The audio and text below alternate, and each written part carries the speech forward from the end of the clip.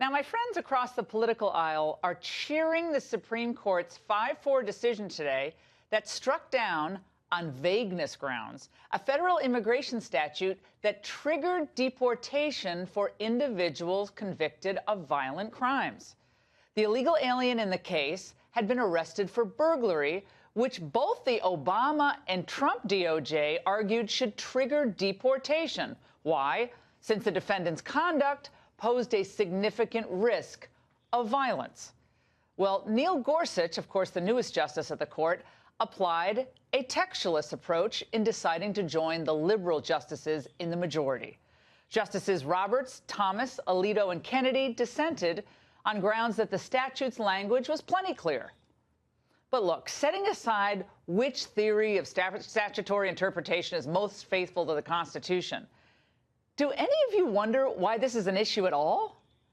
I mean, look, anyone here illegally, except the DACA people, is potentially a deportable alien under current law.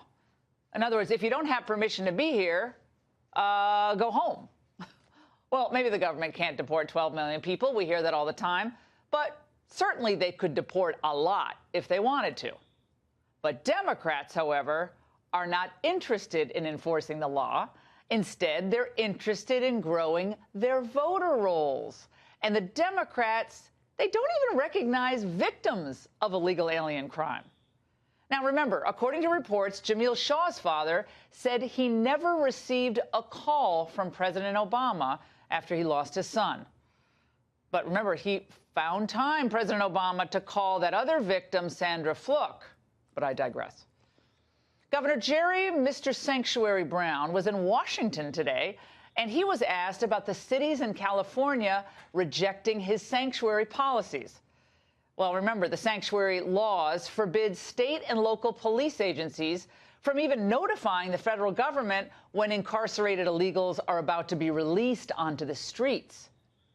The leaders of these local communities, from mayors to sheriffs, are saying that your law favors the rights of criminal illegal aliens over the rights and the safety of those communities. Your response? Absolutely false. And I'd like to see a scintilla of evidence that would support such an outlandish Fox proposition. Well, hold on. That's not a Fox proposition. I think Fox News exploits this issue. We have criminals that do horrible things all the time. Which ones may be documented, which ones aren't, I'll be glad to look at that. But we have a very strong law enforcement community in the state. And I think to scapegoat the immigrants by these very biased stories, I don't think... Look, I with all due respect, you have more than a dozen communities... With all due respect, I want to protect people. And for you to say that we don't care about victims is really a calumny. Well, with all due respect, to use his language, some of your own county officials are saying your policies don't seem to care about victims, past or future. And just yesterday, Los Alamitos voted 4-1 to align themselves with the Trump administration in opposing Brown's sanctuary state policies. And today, San Diego County voted to do the same. Wow. So how long can Jerry Brown allow this to go on? He's tearing his state apart, and he's endangering its citizens. And now Brown is even waffling on his response to the president's call to send National Guard troops to protect the border. Well, Governor Moonbeam says he's willing to send 400 troops so long as they have nothing to do with immigration enforcement. What are they going to do? Build schools? Build walls? What the heck are they supposed to do?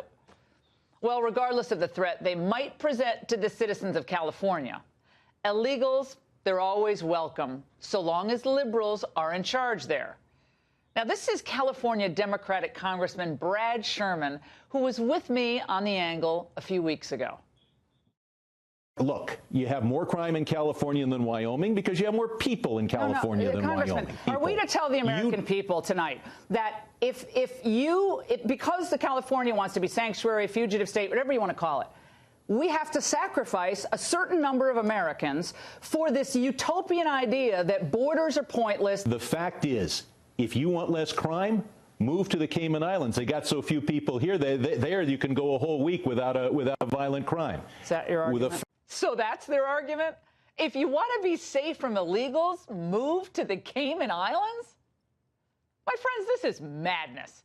As I often say, if enforcing our immigration laws spares one American from death or rape or theft or abuse, it's worth it, even in California. And that's The Angle.